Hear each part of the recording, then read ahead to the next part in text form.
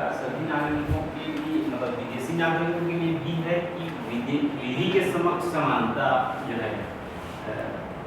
देखो मौलिक अधिकार, सब लोगों को एक डाउट होता है कि ये केवल ये भारतीय संविधान है तो भारतीय नागरिकों को मिलेगा। ऐसा नहीं होता। ये जो मौलिक अधिकार भाग 3 के माध्यम से दिया जा रहा है, ये न सिर्फ भारतीय नागरिक बल्कि वो विदेशी नागरिक। लेकिन इसका मतलब ये नहीं है भाई कि समारू है ना, समारू मरकाम अमेरिका चला गया है, वहाँ एंजेलिना जोली से विवाह कर लिया है, वहाँ का ग्रीन कार्ड होल्डर हो गया है, वो अमेरिकी नागरिक हो गया है, तो वहाँ बैठे बैठे उसको यहाँ का मौलिक अधिकार प्राप्त होगा। जैसा कि अनुच्छेद 16 क्या बोलता है, सरकारी नियोजनों में अवसर की समानता। लेकिन समारू मरकाम जब तक भारतीय था तब तक था उसको, वो अमेरिका चला गया है, अमेरिका में अब किसी विदेशी महिला से विवाह करके अमेरिकी नागरिकता प्राप्त कर ले तो वैसे ही उसकी नागरिकता यहाँ से चली गई। अब समारू मरकाम यहाँ पटवारी का वैकेंसी निकलेगा तो क्लेम नहीं कर सकता कि बहुला पटवारी एग्ज़ाम में बैठना है, नहीं क्लेम कर सकता। क्यों? क्योंकि विदेशी नागरिकों को ये मिलता तो है, भारतीय संविधान मौलिक अधिकार देता तो है, लेकिन सभी नहीं देता। आप लोगों ने पढ़ा होगा 15, 16, 19, 29, 30 कल बताया था, ये केवल भारतीय नागरिकों को प्राप्त है, ये विदेशी नागरिकों को प्राप्त नहीं है।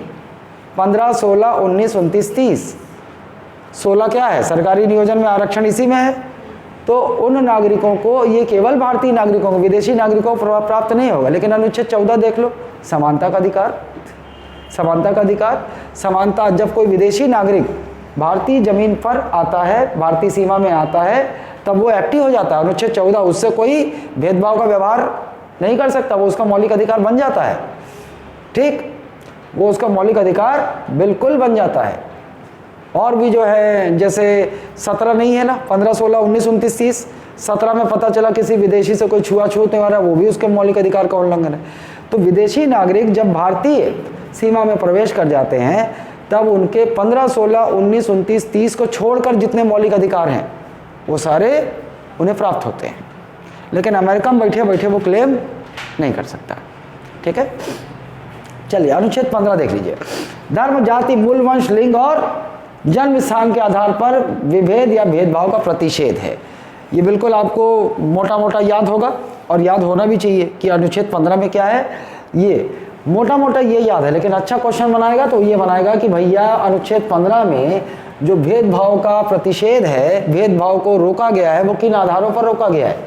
धर्म, जाति, मूल, वंश, लिंग और जन्म स्थान, यही 5 आधार है जिनके आधार पर कोई भेदभाव नहीं कर सकता। ये आपका मौलिक अधिकार है।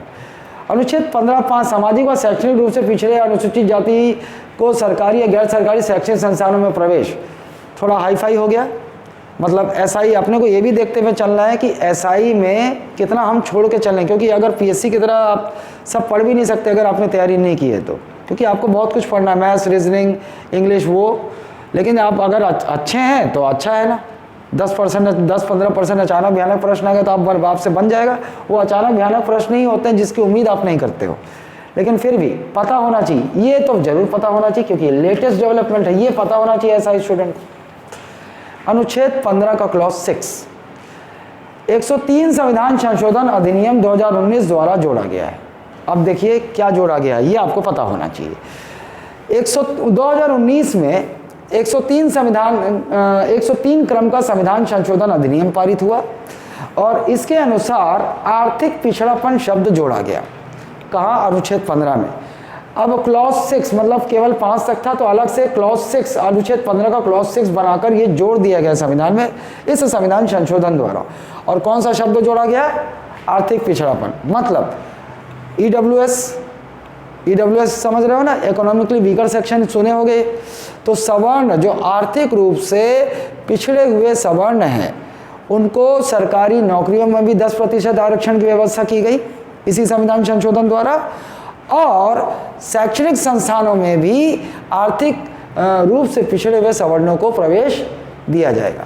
तो यहाँ पर क्या बोल रहा है? अब देखो ये क्यों किया गया भाई? धर्म, जाति, मूल, वंश, जाति के आधार पर भेदभाव नहीं किया जा सकता, लेकिन फिर तो अगर ये क्लॉज नहीं था संविधान में और कुछ सवर्णों को दे दिया जाता तो फिर वो सवाल उठाते कि भाई कैसे सवर्णों में आप कुछ लोगों को लाभ दे रहे हो, कुछ लोगों को नहीं दे रहे हो, असमानता हो जाती। तो इसीलिए से एक संवैधानिक प्रावधान बनाकर 103 संविधान संशोधन अधिनियम द्वारा क्लॉज 15(6) संविधान में जोड़ दिया गया। और ये क्या बोल रहा है, आर्थिक रूप से पिछड़े हुए सवर्णों को भी शैक्षणिक संस्थानों में प्रवेश, आरक्षण, सीटें आरक्षित की जाएंगी। तो आपसे सीधा सीधा बोल देगा भैया 103 संविधान संशोधन द्वारा अनुच्छेद 15 में क्या जोड़ा गया, आर्थिक पिछड़ापन, ये शब्द जोड़ा गया। ठीक, आर्थिक रूप से पिछड़े सवर्णों को सरकारी और गैर सरकारी शिक्षण संस्थानों में प्रवेश। वो रहेगा पीडीएफ में, पीडीएफ आएगा ना ग्रुप में। हाँ, वो तुम SI मेंस के व्हाट्सएप ग्रुप में हो, हाँ जुड़ जाए, मिल जाएगा तुमको। इधर देखो, अब अपवाद देखो। अनुच्छेद 15 कह रहा है कि भैया धर्म, जाति, लिंग, मूल वंश और जन्म के स्थान पर भेदभाव नहीं किया जा सकता। लेकिन अपवाद स्वरूप आपने देखा कि आर्टिकल 15 के क्लॉज 6 में बोल रहा है आर्थिक रूप से पिछड़े सवर्णों को गैर सरकारी और गैर सरकारी शैक्षणिक संस्थानों में प्रवेश, तो वो कर ही दिया है, मूल वो कह रहा है। लेकिन उसने वो भी प्रावधान कर दिया कि भैया जो आर्थिक रूप से पिछड़े हुए होंगे उनको शैक्षणिक संस्थानों में प्रवेश दिया जाएगा। अब इधर देखो, अपवाद देख लो आप, महिलाओं का स्थानीय निकाय में आरक्षण, मातृत्व अवकाश, ये अपवाद हो गया, आरक्षण और मातृत्व अवकाश। क्या बोल रहा है अनुच्छेद 15 के, लिंग के आधार पर भेदभाव नहीं किया जा सकता, है ना, लिंग के आधार पर भेदभाव नहीं किया जा सकता। इसको आप ऐसे सोच लो कि एक ही पद पर महिला और पुरुष काम कर रहे हैं, लेकिन पुरुष को ज़्यादा सैलरी मिल रही है, महिला को कम मिल रहा है, तो ये लैंगिक आधार पर भेदभाव हुआ। बिल्कुल आप सुप्रीम कोर्ट पहुंच जाइए कि मेरा अनुच्छेद 15 मेरा मौलिक अधिकार है और मेरे साथ लैंगिक भेदभाव किया जा रहा है ना। लेकिन अब अपवाद देखिए, मातृत्व अवकाश, वो इसी पद पर पुरुष भी नौकरी में है और महिला भी नौकरी में है। लेकिन अब जो है ऐसा कि एक प्रेग्नेंट लेडी जो है वो 6 महीने का अवकाश मिल सकता है उसको नौकरी से विथ फुल सैलरी, है ना। अब पुरुष पहुंच गया कोर्ट, पुरुष पहुंच गया, लैंगिक आधार पर मेरे साथ भेदभाव हो रहा है, उधर से बोलेंगे तो मां बन के दिखा, प्रेग्नेंट होकर दिखा पहले। अगर महिला प्रेग्नेंट होती है, पुरुष थोड़ी प्रेग्नेंट होता है, तो भैया वो बोलेगा नहीं, संविधान में बोला है कि लिंग के आधार पर भेदभाव नहीं कर सकते। तो अपवाद स्वरूप भैया ये सब कानून बना दिए गए कि नहीं भैया, अपवाद है, महिलाओं को स्थानीय निकाय में आरक्षण दिया जा सकता है और मातृत्व अवकाश, ये अपवाद हो गया। तो जब इसके लिए कानून ही बन गया तो फिर आप क्या कर सकते हो। और या फिर वो प्रावधान संविधान के नीचे लिखा भी हुआ है, जैसे इधर देखो, बच्चों को निःशुल्क शिक्षा, तो यहाँ कोई बड़ा जो है जाके बोलेगा महिला निःशुल्क शिक्षा नहीं, बच्चों के लिए निःशुल्क शिक्षा है, तो अपवाद है। अनुसूचित जाति, अनुसूचित जनजाति, अन्य पिछड़ा वर्ग, इनके लिए प्रावधान किया गया है। 15 ऊपर बोल रहा है कि नहीं किया जा सकता, लेकिन वही अनुच्छेद 15 में नीचे बोला है ना कि सामाजिक और आर्थिक रूप से पिछड़े वर्गों को शैक्षणिक और गैर शैक्षणिक संस्थानों में प्रवेश दिया जाएगा। और फिर गरीब सवर्णों को, आर्थिक रूप से पिछड़े सवर्णों का भी उनको आरक्षण जब किया गया तो 15 क्लॉज 6 जोड़ दिया गया। तो ये समझो, बस इतना बहुत ज़्यादा अंदर जाने की ज़रूरत नहीं है, बस ऐसे ही समझा दिया। 15 याद रखना, अनुच्छेद 15 याद रखना। क्या याद रखना आपको एग्जाम पॉइंट ऑफ व्यू से, आपके ऐसा ही एग्जाम पॉइंट ऑफ व्यू से अनुच्छेद 15 क्या है, सवाल बन सकता है भैया, लिंग, धर्म, जाति आधार पर भेदभाव निषेध। फिर दूसरा सवाल बन सकता है कि भैया इनमें से कौन सा आधार अनुच्छेद 15 के अनुसार है, नहीं है, तो आपको पता है क्या क्या है, धर्म, जाति, लिंग, जन्म का स्थान और मूल वंश, यही है। और तीसरा जो आपको ध्यान रखना है वो ये है कि भैया आर्थिक EWS, आर्थिक रूप से पिछड़े सवर्णों के लिए शैक्षणिक संस्थानों में प्रवेश का प्रावधान संविधान के कहाँ है, अनुच्छेद 15 के क्लॉज 6। एक हो गया ये, लेकिन क्लॉज 6 ये ज़्यादा इंपॉर्टेंट नहीं है। ज़्यादा आपके लिए जो प्रश्न पकड़ेगा वो ये कि किस संविधान संशोधन द्वारा आर्थिक पिछड़ापन शब्द जोड़ा गया या फिर आर्थिक रूप से पिछड़े सवर्णों को शैक्षणिक संस्थानों में प्रवेश दिया गया। 103 संविधान संशोधन अधिनियम 2019, ये आपका 3 लाइन आपके काम की है। आइए अब देखिए, अरे अनुच्छेद 16 आई गया था ना, अब देखो अनुच्छेद 16 बिल्कुल याद होना चाहिए। लोक नियोजन के विषय में अवसर की समानता, अनुच्छेद 16 यही बोलता है। लोक नियोजन बोले तो सरकारी नौकरी, सरकारी नौकरियों में सभी वर्गों को अवसर की समानता होनी चाहिए, आपका मौलिक अधिकार है, ठीक है। उसके बाद देखिए 16 क्लॉज 2, ये आर्टिकल याद रखने की जरूरत नहीं है। बस अनुच्छेद 16 के अंदर क्या है देखो, यहाँ भी धर्म जाति लिंग वंश और जन्म का स्थान सेम है, 15 और 16 में आधार सेम है। बोल रहा है कि आधार पर किसी भी नागरिक को राज्य में किसी भी रोजगार एवं कार्यालय के लिए अयोग्य नहीं ठहराया जा सकता, केवल इन आधारों पर। तो यहाँ भी आपसे पूछ सकता है अनुच्छेद 16 में कौन कौन से आधार है, तो 15-16 के आधार सेम है, बस इतना याद रख लेना। देखो धर्म आया तो जाति भी आएगा, और लिंग तो ये अलग से दिखाई देगा, जन्म का स्थान और मूल वंश यही ऐड होगा।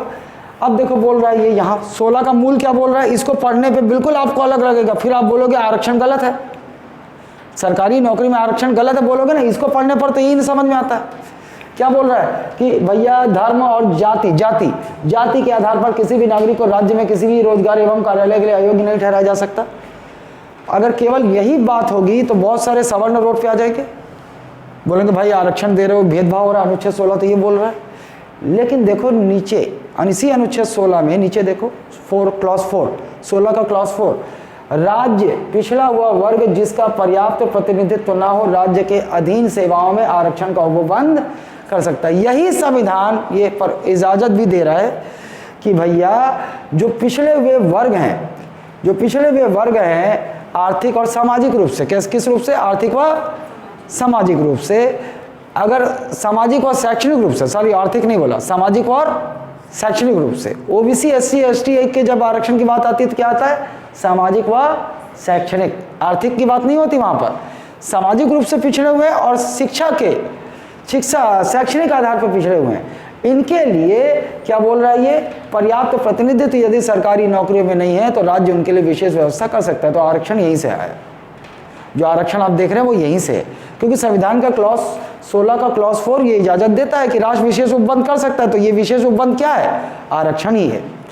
ठीक, बाकी ये सब आपको उतना जरूरी नहीं है, बस यही दो चीज़, 16 का क्लॉज 4 आप याद रख सकते हो, और अनुच्छेद 16 क्या है, किन आधारों पर जो है सरकारी नौकरियों में अवसर की समानता की बात कर रहा है। 16 का क्लॉज 6 ये देखो, ये याद रखना, लेटेस्ट जोड़ा गया है। एक ही संविधान संशोधन 103 संविधान संशोधन अधिनियम, 103 संविधान संशोधन अधिनियम, ये भी 103 संविधान संशोधन अधिनियम, वही संविधान संशोधन अधिनियम जो कि 2019 में हुआ।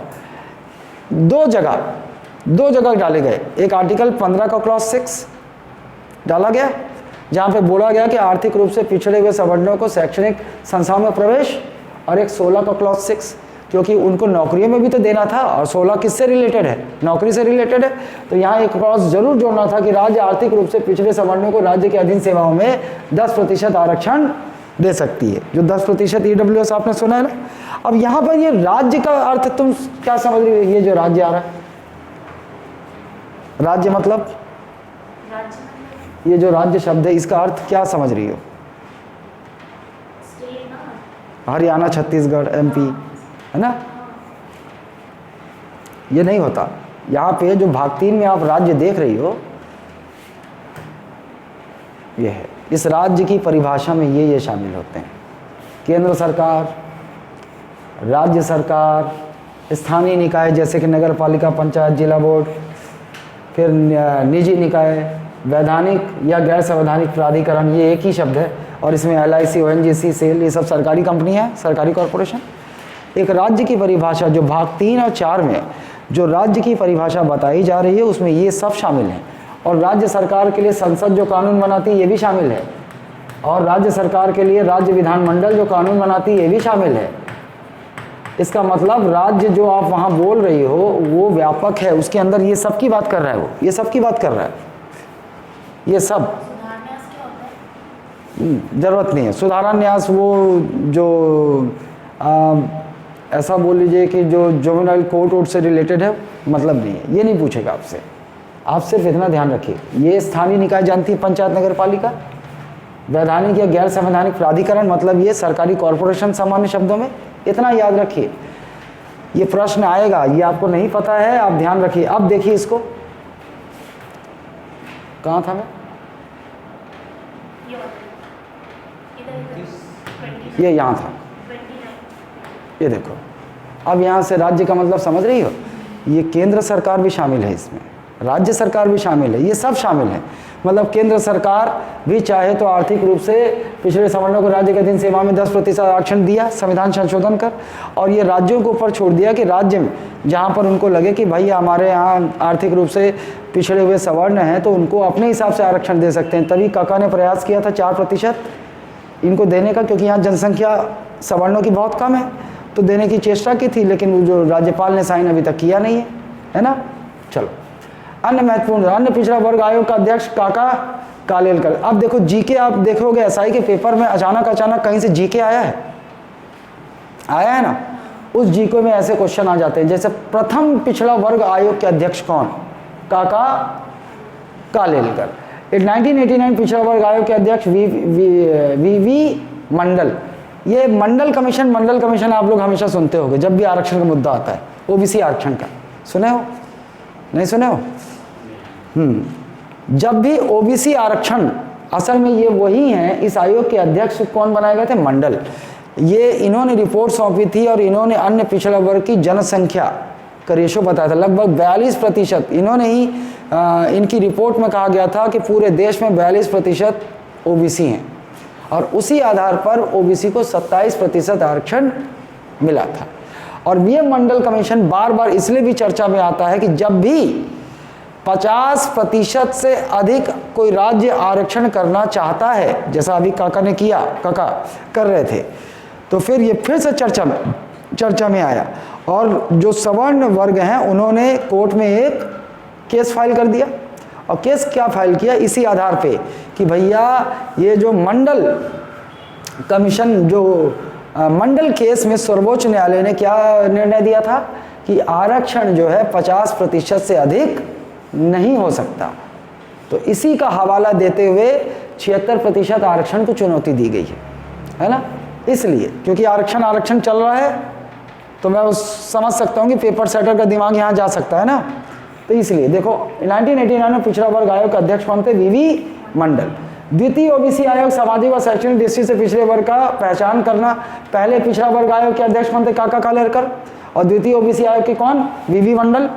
ठीक, वर्ग का पहचान करना, सिफारिश मान ली, और 1990 में 27% अन्य पिछड़ा वर्ग को वीवी सरकार द्वारा लागू। वर्तमान में इतना आपको जरूरी नहीं है, वे केवल इतना याद रखिए कि किस आयोग की सिफारिश पर 27% आरक्षण की व्यवस्था अन्य पिछड़ा वर्ग को की गई है, मंडल आयोग।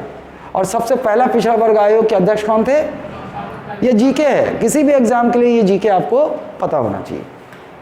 आगे कितना रहता है ये जो आयोग का है? नहीं कोई नहीं, वो सरकार जब बनाती है ना तो बोलती है कि भैया आपको समय देती है 2 वर्ष में आप अपनी रिपोर्ट सबमिट कर दें, या 3 वर्ष में, ऐसा कुछ वहाँ प्रश्न नहीं बनेगा। आइए, कभी लटके झटके से अगर क्वेश्चन आ जाए, देखो ऐसे ही आता है क्वेश्चन, लटका झटका अचानक भयानक वाला। ओबीसी में क्रीमी लेयर की पहचान के लिए एक कमेटी बनाई गई थी, जिस कमेटी का नाम था रामानंदन कमेटी, है ना। लेकिन एसआई के लिए ज़्यादा हो जाएगा, ठीक है। लेकिन अगर आप कर सकते हैं जीके तो जानते हो आप, कहीं से भी आता है, आपके एसआई पेपर में भी देखे होंगे कहाँ से जीके आ गया था। अगर पता है तो मेंस में आपका नंबर बढ़ेगा ना, आप बहुतों को पछाड़ के आगे निकलोगे।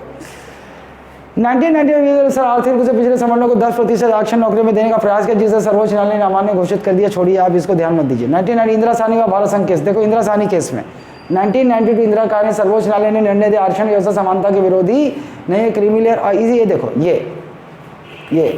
ये आपसे पूछ सकता है, क्योंकि आरक्षण का मुद्दा चल रहा है, ये याद रहना चाहिए आपको।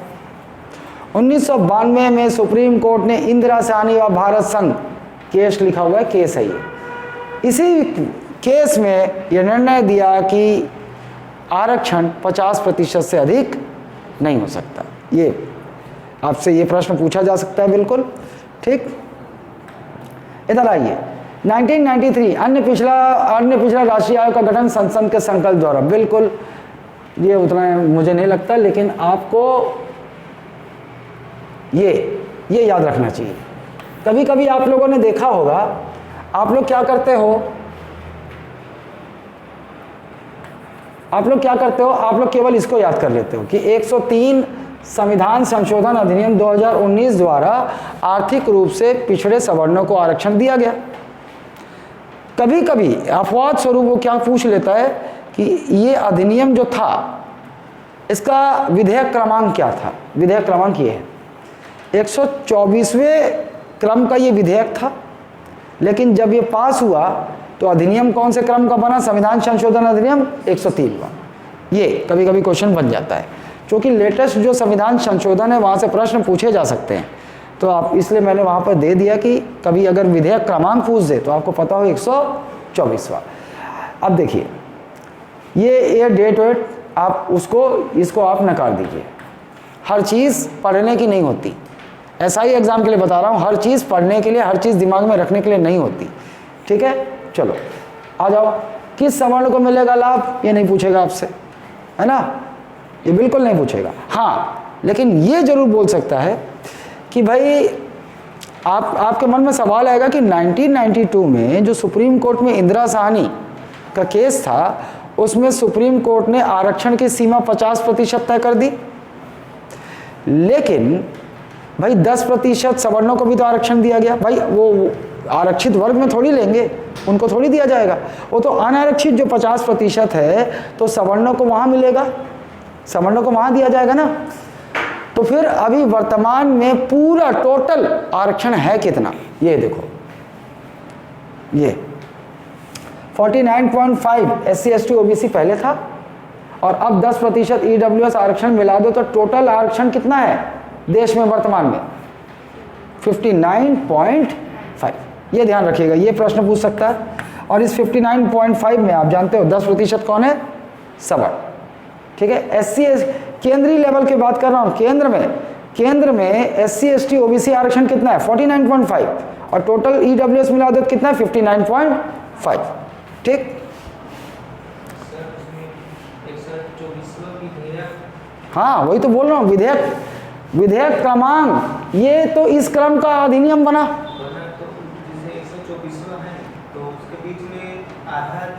मैं समझ गया तेरा सवाल कैसे क्यों हुआ। देख, ये संसद है, ये संसद के 2 सदन, लोकसभा राज्यसभा।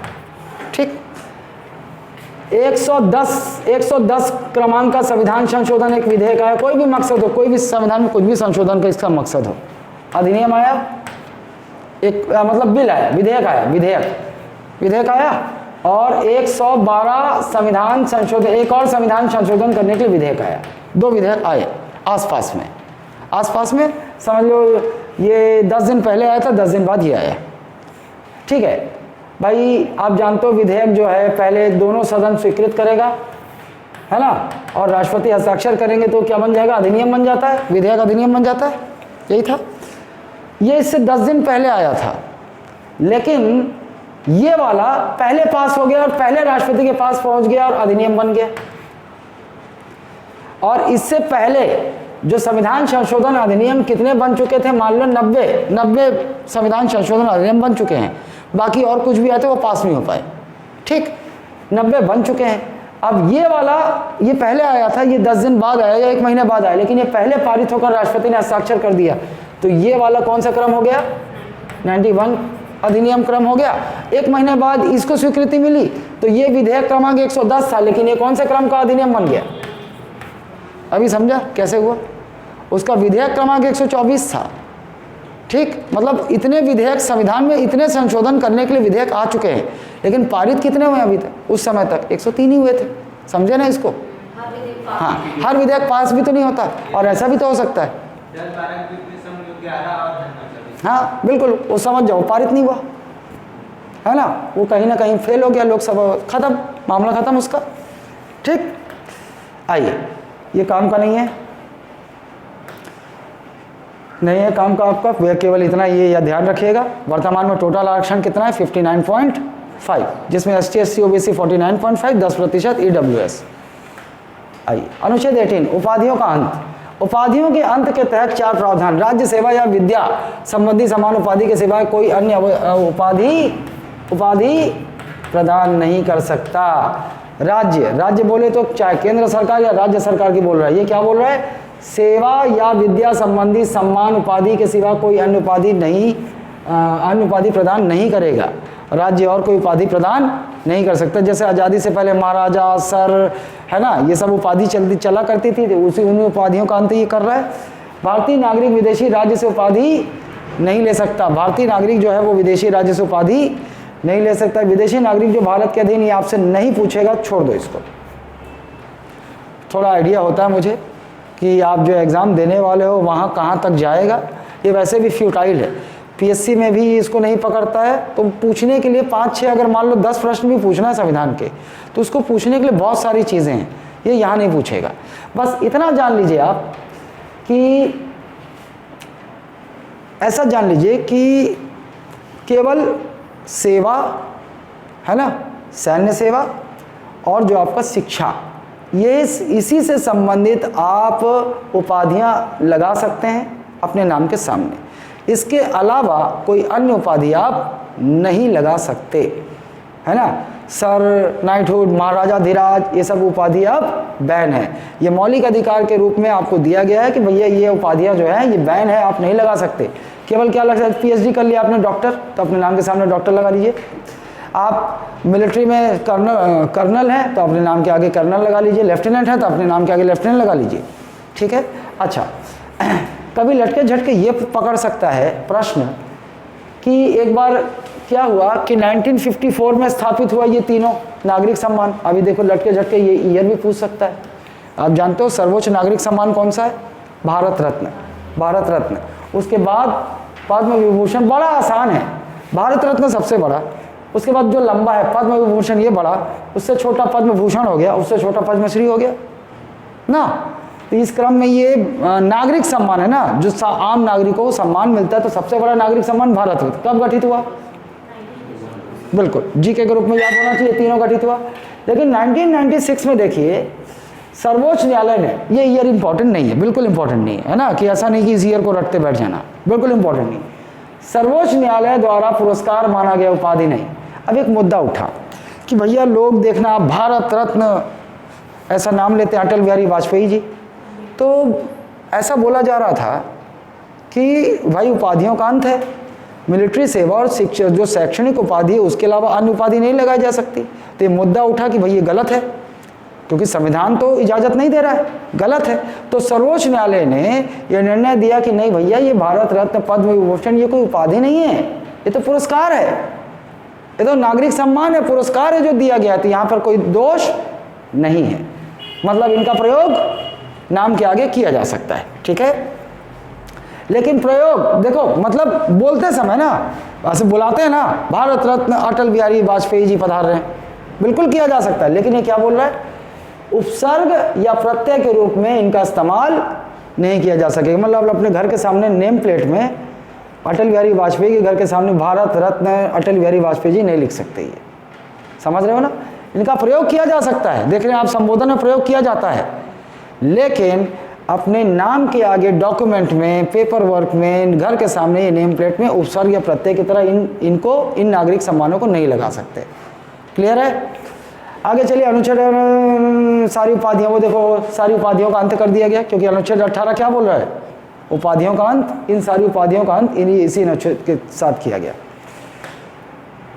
अच्छा, अब ये देखिए, अच्छा गलत जगह आ गया है, आच्छादन का सिद्धांत एकदम तेजी से मैं बता देता हूँ, मुझे लगता है कि इसका लेवल हाई है आप लोगों के एग्ज़ाम के लायक। अनुच्छेद 13 बताया था ना मैं, कि वो विधियाँ जो जिस हद तक मौलिक अधिकार का अल्पीकरण करेंगी, है ना, या फिर वो विधियाँ जो मौलिक अधिकार का अल्पीकरण करती हैं, वो विधियाँ शून्य हो जाएंगी, कल बताया था, है ना। सिंपल सा मतलब, ऐसा कोई विधि जो संविधान ने हमें मौलिक अधिकार दिया है, अगर ये विधि इन मौलिक अधिकारों को कम कर रही है, तो ये विधि के पर क्या असर होगा, ये शून्य करार दे दी जाएगी, ये विधि मतलब लॉ एक्टिव नहीं होगी। अनुच्छेद 13 यही था। उसके अंदर ये कुछ कंसेप्ट हैं। आच्छादन का सिद्धांत, डॉक्ट्राइन ऑफ एक्लिप्स, देखिए आप, ये आर्टिकल बस 13 याद रखिए, 13(1) में है, 13(2) में है, उतना नहीं जाएगा। ये का संबंध लागू होने के पूर्व, देखो संविधान के लागू होने के पूर्व उन विधियों से है जो मूल अधिकारों से असंगत है, तो उन्हें ग्रहण लग जाएगा, अर्थात समाप्त नहीं होगा, वरन लागू नहीं होगी। भविष्य में मौलिक अधिकारों के किए गए किसी संशोधन से संविधान पूर्ण विधेयक मौलिक अधिकार तर्क संगत या पक्ष में हो जाती है, तो वह पुनः लागू। ये देखो, ये क्या बोल रहा है, देखो मान लो इससे पहले इससे पहले कुछ विधियां बनाई गई थी, अंग्रेजों ने भी बनाई थी भारत में विधियां, और स्वतः लागू 26 जनवरी को हुआ, उससे पहले भी विधियां बनाई थी, अंतरिम सरकार थी ना, बनाई होंगी। अच्छा, फिर लागू हो गया तो हम भारतीयों को क्या मिल गया? हमारा मूल अधिकार मिल गया। भाग 3 के माध्यम से हमें मूल अधिकार मिल गया ना। ये बोल रहा है कि मान लो लागू होने से पूर्व जो विधियां हैं, अब भाई एक मान लो एक विधि है, ये लंबी सी विधि है, इसमें बहुत सारे प्रावधान हैं, बहुत सारे प्रावधान। ये वाली क्लॉज, ये वाली क्लॉज, ये वाली क्लॉज तो ठीक है, ये मौलिक अधिकारों का उल्लंघन नहीं कर रही हैं या उनके आड़े नहीं आ रही हैं, लेकिन ये वाली विधि और ये वाली विधि अगर लागू है तो वो मौलिक अधिकारों को नुकसान पहुंचा रही हैं, मौलिक अधिकारों को रोक रही हैं, मौलिक अधिकारों का अल्पीकरण कर रही हैं। तो ये बोल रहा है कि पूरी की पूरी विधि शून्य नहीं होगी। क्या बोल रहा है ये? कि कोई विधि जो 26 जनवरी 1950 से पहले लागू है, अगर वो विधि वर्तमान में मौलिक अधिकार जो हमको मिले हुए हैं उनका अल्पीकरण कर रही है, उनको कम कर रही है, तो वो विधि पूरी की पूरी शून्य नहीं होगी, बल्कि जहां तक ये मौलिक अधिकारों का अल्पीकरण कर रही हैं, यहां तक क्या लग जाएगा? ग्रहण लग जाएगा। मतलब ये विधि के ये हिस्सा, ये जो मौलिक अधिकारों को कम कर रहा था, मौलिक अधिकारों के विरुद्ध जा रहा था, ये लागू नहीं होगा, ये इस पे ये ढक जाएगा और ये विधियां लागू होंगी। या फिर ऐसे समझो आप, ये वो ऐसे ही, मैं थोड़ा सा गलत बोल गया, इसको ऐसे समझो, ये विधि मौलिक अधिकारों को रोक रही हैं, तो ये विधियां अभी पूरी तरह से शून्य नहीं होंगी, पूरी तरह से शून्य नहीं होंगी। ये विधियां जैसे ही मौलिक अधिकार में मान लो कोई भी संशोधन किया गया, कोई संशोधन किया गया और पता चला कि मौलिक इस विधि के ये वाले हिस्से और ये वाले हिस्से ये मौलिक अधिकार का उल्लंघन कर रहे थे, तो ये शून्य हो गए थे। लेकिन संशोधन करने के बाद लगा कि भाई ये जो विधि बनी हुई थी, ये जो अभी विरोध में थे, ये सही हो गए, अब तो ये लागू हो जाएंगे, ये विधियां खत्म नहीं होंगी। मैं उल्टा बोल गया था, सॉरी। आच्छादन का वो जो दूसरा वाला था ना, उसका है वो, समझ रहे हो कि क्रिटिकल है? देखो, 26 जनवरी 1950 को हमारा संविधान लागू हुआ है। ये क्या बोल रहा है कि संविधान लागू होने के पूर्व जो विधियां थी, है ना, बनी हुई थी, और संविधान लागू होने के बाद हमें मौलिक अधिकार मिला है। अगर संविधान के लागू होने से पूर्व कोई विधि है और वो विधि वर्तमान में जो हमें मौलिक अधिकार मिले हैं उनके विरुद्ध जा रही है, वो विधि उनके विरुद्ध जा रही है, या फिर हमारे मौलिक अधिकार को कम कर रही है वो विधि, वो कानून, तो फिर क्या होगा? ये शून्य हो जाएगा। लेकिन ये परमानेंटली शून्य नहीं होगा। ये क्या बोल रहा है कि ये लागू नहीं होगा, ये कानून चूंकि आज हमारे मौलिक अधिकार को कम कर रहा है तो ये कानून लागू नहीं होगा। यहाँ तक क्लियर है? लेकिन बोल रहा है कि मान लो भविष्य में इसी भाग, आप जानते हैं ना, हम संविधान संशोधन कर सकते हैं, तो पता चला कि भैया मौलिक अधिकारों में एक लाइन थी जिसको ये विधि इसके विरुद्ध जा रही थी, इसीलिए ये विधि शून्य हो गई। लेकिन आगे चलकर संविधान में संशोधन किया गया और ये लाइन ही को हटा दिया गया, यहाँ से लाइन को ही हटा दिया गया, तो भाई अब तो कोई लाइन रही नहीं जिसका ये विधि विरोध कर रहा था, नहीं रही ना, तब उस दिन ये कानून वापस लागू हो जाएगा। अभी समझे कैसे? क्लियर है धनंजय? ये क्या है? आच्छादन का सिद्धांत। अब ये देखो, एक ये आएगा पृथकीकरणीयता, किसे? Doctrine of severability. संविधान लागू होने के पश्चात यदि राज्य कोई भी ऐसी विधि बनाती है जो मूल अधिकारों से उल्लंघन, तो विधि उस मात्रा तक शून्य होगी जिस मात्रा तक वह विधि मूल अधिकारों को उल्लंघन करती है। पहले वाला गलती से मैं वही बोल गया था। ये क्या बोल रहा है? लेकिन इसका क्या बोल रहा है कि संविधान के लागू होने से पूर्व, मतलब 26 जनवरी 1950 के बाद कोई विधि बनी है ना, और ये विधि हमारे मौलिक अधिकारों का उल्लंघन कर रही है, मौलिक अधिकारों का उल्लंघन कर रही है। पूरी की पूरी विधि शून्य नहीं होगी, बल्कि बोल रहा है कि इस विधि में मान लो ये है, तो ये तो सही है, लेकिन ये उसका विरोध कर रही हैं, तो ये कानून कहाँ तक लागू होगा? यहीं तक लागू होगा, ये प्रावधान लागू नहीं होंगे। वही बोल रहा है ना? आगे देख लो, फोकट में शुरू कर दिया ना, लेकिन फिर अगर मैं छोड़ देता तो तुम लोग भी बेचैनी होता है क्या है? मतलब मान लो ये तुम्हारे सामने आया और इसको मैं छोड़ देता कि मत करो यार एसआई में, उतना मतलब चांसेस बहुत कम है, तो तुम लोगों को अच्छा लगता है कि बेचैनी होती है? नहीं बताया, कुछ नहीं होगा।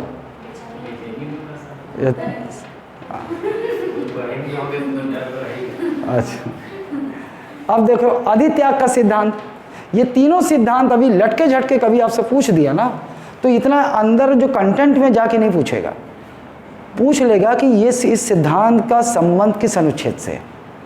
किस अनुच्छेद से? 13। ये जो तीनों सिद्धांत आप देख रहे हो किससे संबंध इसका? अनुच्छेद 13 है ना। चूंकि सामने आ रहा है तो मैं आपको समझा दे रहा हूँ कि दिल में कोई गिला ना रहे, लेकिन आप केवल इतना ही लिख सकते हैं कि ये जो सिद्धांतों के नाम है ना, इसका संबंध किससे है? अनुच्छेद 13 से। ठीक है, चलिए। सर्वोच्च न्यायालय के अनुसार कोई भी व्यक्ति स्वेच्छा से संविधान द्वारा प्रदत्त मूल अधिकारों पर परित्याग नहीं कर सकता, गरीब और निरीक्षर जनता। अच्छा, अब देखो ये क्या है। मान लो कभी आपसे पूछ दिया कि भैया कोई भी भारतीय नागरिक अपने मौलिक अधिकारों का परित्याग नहीं कर सकता, ये किस सिद्धांत में? ये सिद्धांत किस सिद्धांत में? अधित्याग। अधित्याग, त्याग नहीं कर सकता, परित्याग, अधित्याग, ऐसे करके आप अपने दिमाग में बैठा सकते हो। और ये सर्वोच्च न्यायालय ने बोला है, यह अनुच्छेद 13 में नहीं है, लेकिन 13 से संबंध है इसका। सर्वोच्च न्यायालय ने अनुच्छेद 13 से ही संबंध करके संबंधित इसको ये वक्तव्य दिया। क्या बोला उसने कि कोई भी व्यक्ति, कोई भी भारतीय नागरिक संविधान द्वारा प्रदत्त मौलिक अधिकारों का परित्याग नहीं कर सकता। क्यों? उसका कारण भी दिया। अगर ऐसा होता है तो गरीब और निरक्षर, है ना, निरीक्षण नहीं है ये, निरक्षर, गरीब और निरक्षर जनता अगर ऐसा करेगी तो लोग उनका फ़ायदा उठाएंगे। इसलिए तो सर्वोच्च न्यायालय ने ये वाली थ्योरी सर्वोच्च न्यायालय ने दी है, और वो बाकी दोनों का संबंध अनुच्छेद 13 के क्लॉज 2 और 13(1) से है। क्लियर है?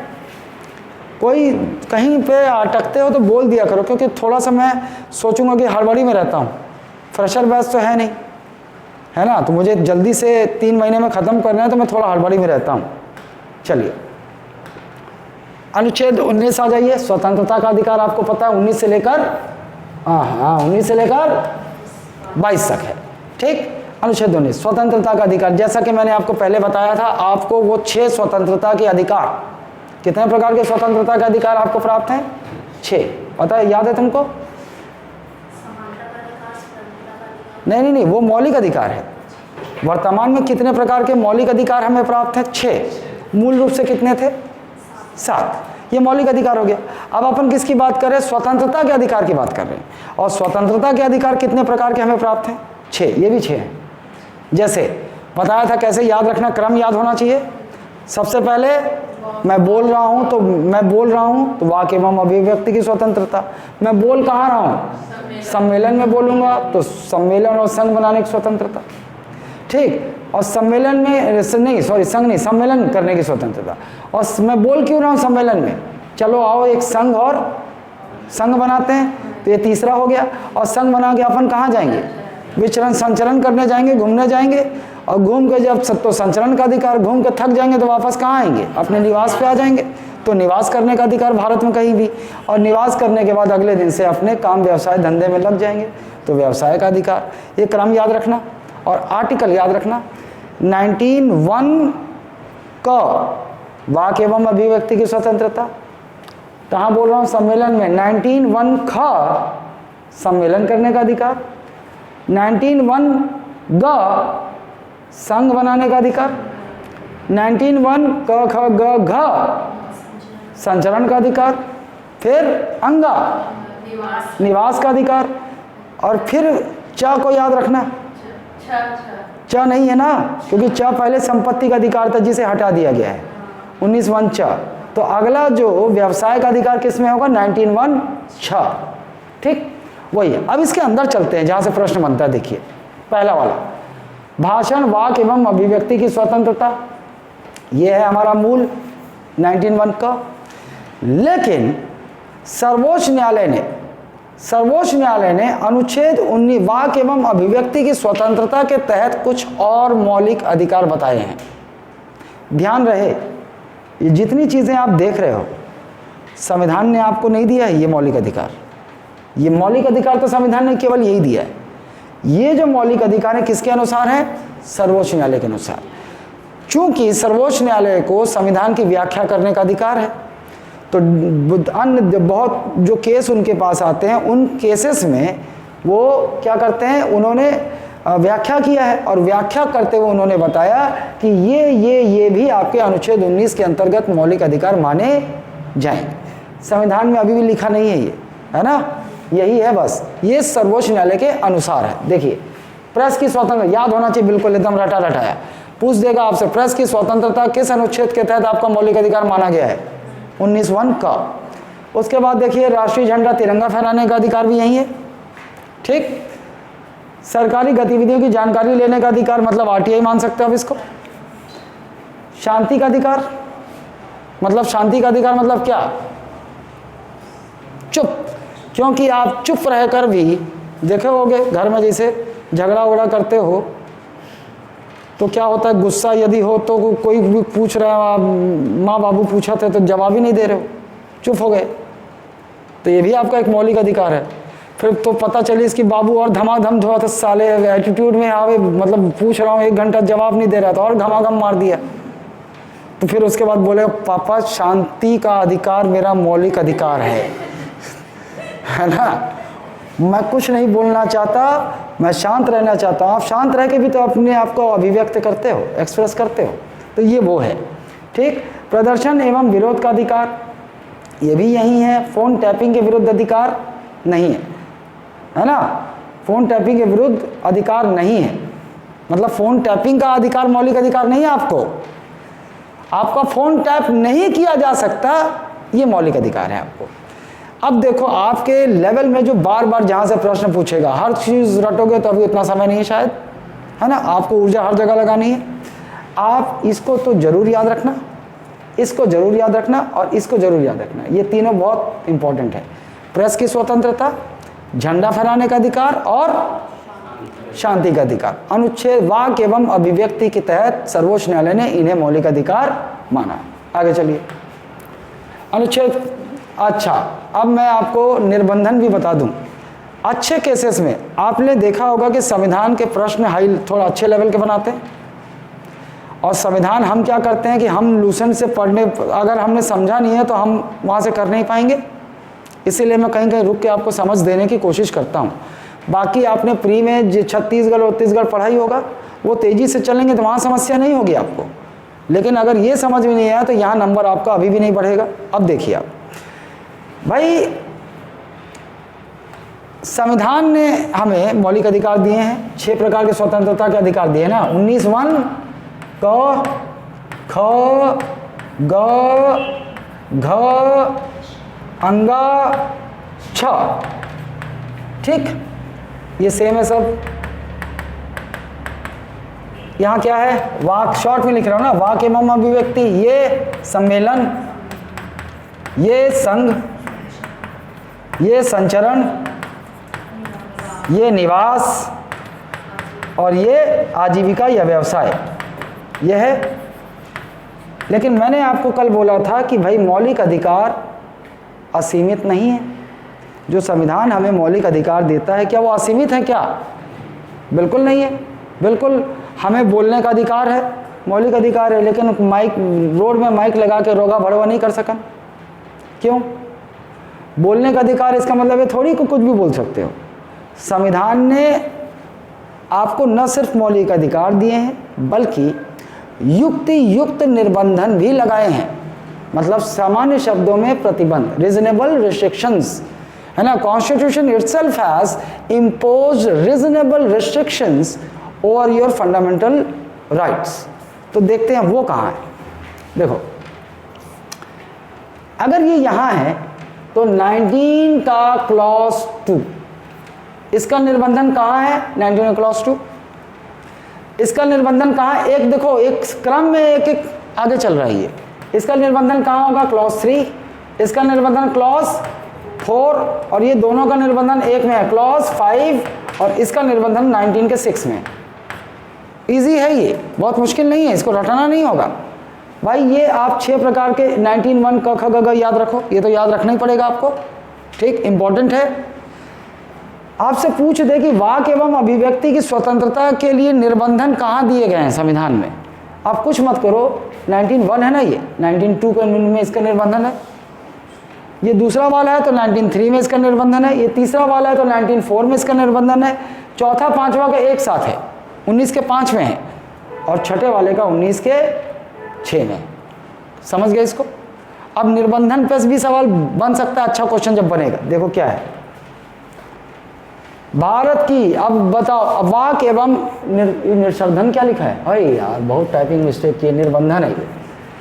भारत की सुरक्षा, संप्रभुता और अखंडता, विदेशी राज्यों के साथ मैत्रीपूर्ण संबंध, लोक व्यवस्था, शिष्टाचार एवं सदाचार, मानहानि, अपराध उद्दीपन, इन आधारों पर आपके बोलने की स्वतंत्रता पर नियंत्रण लगाया जा सकता है। अब वो देख लो, जैसे मान लो कोनो तोर खटिया रहेंगे, तोर मुर्दा रहेंगे, माइक लगा के करा थे, तो देखो किस लिए, इस आधार पे रोका जा सकता है, नहीं भैया तू ऐसा मत बोल, तेरे माना तेरे को बोलने का मौलिक अधिकार है, लेकिन यहाँ पे बोला है कि इस आधार पे रोका जा सकता है, क्योंकि आप किसी को अगर गाली दे रहे हो तो आप उसके मान को हानि पहुंचा रहे हो, इस आधार पे भैया माइक बंद कर रहे इसका, ये मौलिक अधिकार छीनो इसका, ये हो सकता है। अपराध उद्दीपन मतलब कहीं आप माइक लेकर भड़का रहे हो किसी को क्राइम करने के लिए, दंगे के लिए, इस आधार पे आपको बोलने की स्वतंत्रता को रोका जा सकता है। समझ रहे हो ये? तो यहाँ से अच्छे लेवल पे जब प्रश्न आता है तो यहाँ से प्रश्न बन जाता है, मैं बता रहा हूँ, है ना। अब देखिए क के बाद ख आ गया, दूसरा वाला स्वतः शांतिपूर्ण व हथियार सहित सम्मेलन का, हथियार रहित सम्मेलन का अधिकार केवल सार्वजनिक भूमि पर किया जा सकता है। आपको सम्मेलन का अधिकार है, लेकिन सम्मेलन का मतलब ये नहीं है कि अलकायदा की तरह पूरा AK-47 लेके जो है कहीं सम्मेलन कर रहे हो, ये बोल रहा है हथियार रहित, है ना। क्योंकि वो आतंकवादी गुटों का जो सम्मेलन होता है वो AK-47 छुरा तलवार के साथ होता है। ये संविधान आपको सम्मेलन करने का अधिकार दे रहा है, लेकिन बिना हथियार के, है ना, और शांतिपूर्वक। और एक खास बात और, आप किसी की निजी भूमि पर सम्मेलन नहीं कर, आप सार्वजनिक मतलब सरकारी भूमि पर सम्मेलन कर सकते हो जिस पर कोई किसी का अधिकार नहीं। अब ऐसा नहीं कर सकते और सारा सम्मेलन का अधिकार है तोरे खेत में करूँ, नहीं बोल सकते, है ना। 19 ये है निर्बंधन के, 19 के आपको पता है, ख है तो इसका तीसरे में है निर्बंधन के आधार, बताया था ना वो पीछे चार्ट में। तो भाई दूसरा वाला जो स्वतंत्रता का अधिकार है उसका निर्बंधन 19 के क्लॉज 3 में है, क का 2 में है, इसका 3 में।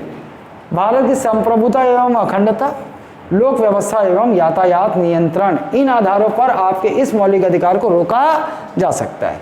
आप साला रोड में सम्मेलन करने पहुंच गए, सब रोड में करना सम्मेलन, और जो है यातायात बाधित हो रही है, इस आधार पे वहाँ से पुलिस आपको बोलेगी भैया यहाँ सम्मेलन हटाओ, अपने यहाँ सम्मेलन ना करो, और फिर मना करोगे फिर भी हाय हाय हाय करते रहोगे तो लाठी चार्ज कर देगी। जब पिछवाड़ा सूझ जाएगा तो वैसे ही भागेंगे सब, ठीक। इस आधार पर भी आपका इस मौलिक अधिकार को छीना जा सकता है। और भारत की संप्रभुता एवं अखंडता के आधार पर, है ना, मान लो भाई ऐसे सम्मेलन में जो है भारत की संप्रभुता और अखंडता को चोट पहुंच रही है, तो इस आधार पे भी आपकी ये मौलिक अधिकार रोके जा सकते हैं, ठीक। सार्वजनिक सभा में प्रदर्शन करने का अधिकार है, पर एक बात ध्यान रखना आपको, आप इस मौलिक अधिकार के तहत सम्मेलन करके अपना विरोध जता सकते हो, प्रदर्शन कर सकते हो, लेकिन संविधान आपको हड़ताल करने का अधिकार नहीं देता। हड़ताल कभी आपका मौलिक अधिकार नहीं है। लेकिन आप लोग बोलोगे सर इधर उधर तो सब हड़ताल करते रहते हैं, है ना, अनशन पे बैठते हैं, काम नहीं करते। हड़ताल का मतलब काम रोक देना, तो वो अधिकार नहीं है, उसके लिए आपको पैसा काट लेगा, वो काट सकता है। आप कोर्ट नहीं पहुंचोगे, अरे भैया मेरे को हड़ताल करने का मेरा मौलिक अधिकार था, हम लोगों ने 1 महीने से ये सोच के हड़ताल किया कि बिना काम के सैलरी मिलेगा, साले ने सैलरी नहीं दी, है ना, तो क्या बोलेगा वो, अबे सम्मेलन का अधिकार दिया है संविधान ने तेरे को, लिखा है साफ साफ हड़ताल का नहीं, तो सैलरी काटूं, ऐसे कर। अब वो उनकी मर्जी, उनकी मर्जी, वो देना चाहें तो, लेकिन आप क्लेम नहीं कर सकते, ठीक। इधर देखो 19 का संगम संगम, संघ या सहकारी समिति बनाने की स्वतंत्रता। अब ये इंपॉर्टेंट हो जाता है। ये इस सहकारी समिति हमेशा से संविधान में नहीं था, हमेशा से नहीं था। केवल पहले क्या बोल रहा था, संगम या संघ बनाने का अधिकार था आपको। 97वां संविधान संशोधन अधिनियम 2011 द्वारा सहकारी समिति जोड़ी गई। अनुच्छेद 1 के ग में सहकारी समिति जोड़ी गई है। एकदम ये याद होना चाहिए आपको किसी भी एग्जाम के लिए, है ना।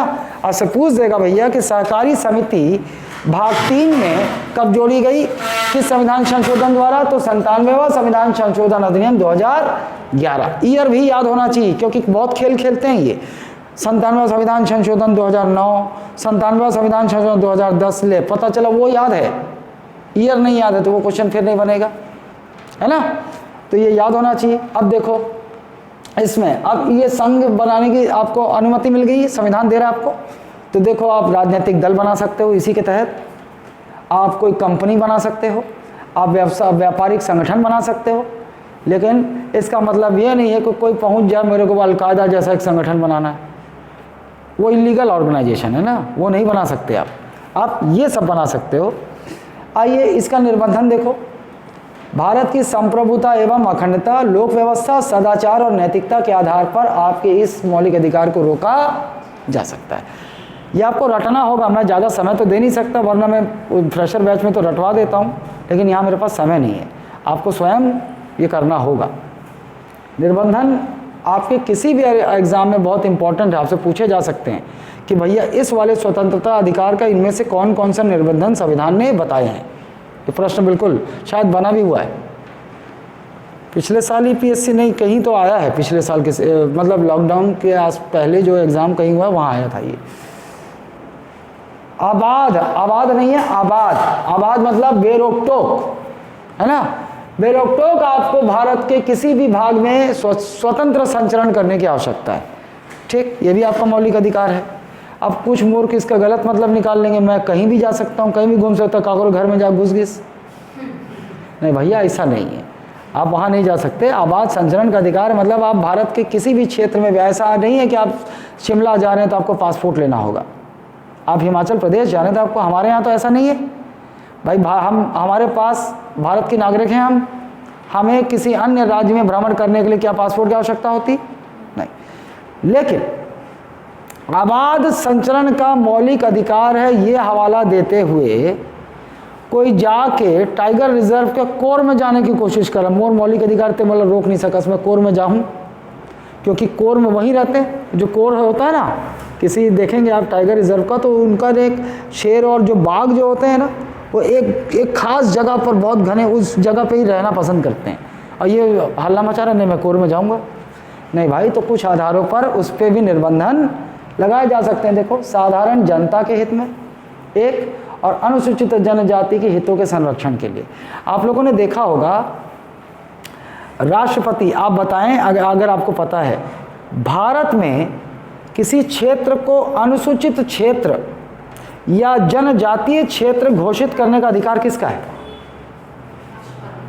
राष्ट्रपति का है, राष्ट्रपति करते हैं, है ना। क्यों करते हैं भाई? कुछ जनजातियां ऐसी होती हैं जो जिनकी जनसंख्या बहुत कम हो रही है या जो विशेष महत्व रखते हैं, भारत की संस्कृति से जोड़े रखते हैं, तो उनको संरक्षित करने के लिए राष्ट्रपति अनुसूचित क्षेत्र या जनजातीय क्षेत्र घोषित कर सकते हैं पूरे भारत में कहीं भी। मान लो अबुझमाड़ क्षेत्र मान लो इसे घोषित कर दिया गया। क्यों? अबुझमाड़ ये बहुत कम है। अब हम जा रहे हैं, हम अबुझमाड़ क्षेत्र में जहाँ वो रहते हैं घने जंगलों में अंदर रहते हैं, और हम जाके बोल रहे हैं नहीं मोला जाना है, नहीं भाई, वो अनुसूचित क्षेत्र है, आपको इस आधार पर जनजाति हितों के संरक्षण के आधार पर आपको रोक लगाई जा सकती है, तो कहीं भी जा, लेकिन ये रिस्ट्रिक्टेड एरिया तो नहीं जा सकता, है ना। तो वो यही बात लाइन आ गई कि अनुसूचित जनजातियों को वहाँ पे, क्योंकि वो हमसे डरेंगे। अब अगर मान लो ओपन होगा तो क्रिमिनल साले क्राइम व्राइम करके भागेंगे कहाँ? ऐसे ही जंगलों में भागेंगे, और अपने आप को बचाने के लिए वो वहाँ घुस जाएंगे, तो फिर वहाँ आदि उन जनजातियों को नुकसान पहुँचाएंगे। तो उनको तो संरक्षित करना है ना हमको, इसलिए ऐसा इस आधार पे आप पर रोक असाधारण जनता के हित में भी लगाई जा सकती है। आइए अनुच्छेद 19 भारत के किसी भी भाग में निवास तथा बसने का अधिकार है आपको। पहले एक रिस्ट्रिक्शन था, कुछ समय पहले था ना, कि भाई भारत में हम कहीं भी जाके बस सकते थे, घर बना लेते, प्रॉपर्टी खरीद सकते थे, लेकिन जम्मू कश्मीर में हम नहीं खरीद सकते थे। लेकिन अब वो भी गया है ना। तो जेकर पास पैसा है जम्मू कश्मीर में जाके प्रॉपर्टी खरीद लो, टूरिस्ट स्पॉट है, अब्बल पैसा कमाओ बाद में, है ना। ठीक है, हाँ, भारत के किसी भाग में, ठीक है।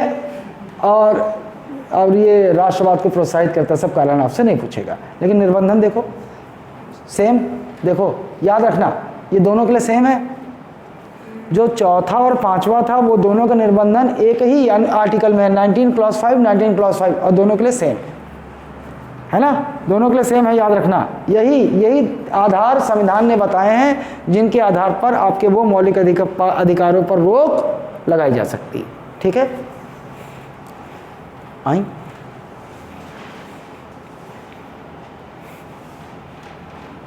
अच्छा समय भी हो गया,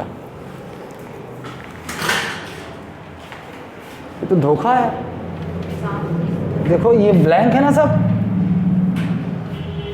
मतलब वो हो, चलो ऐड हो जाएगा।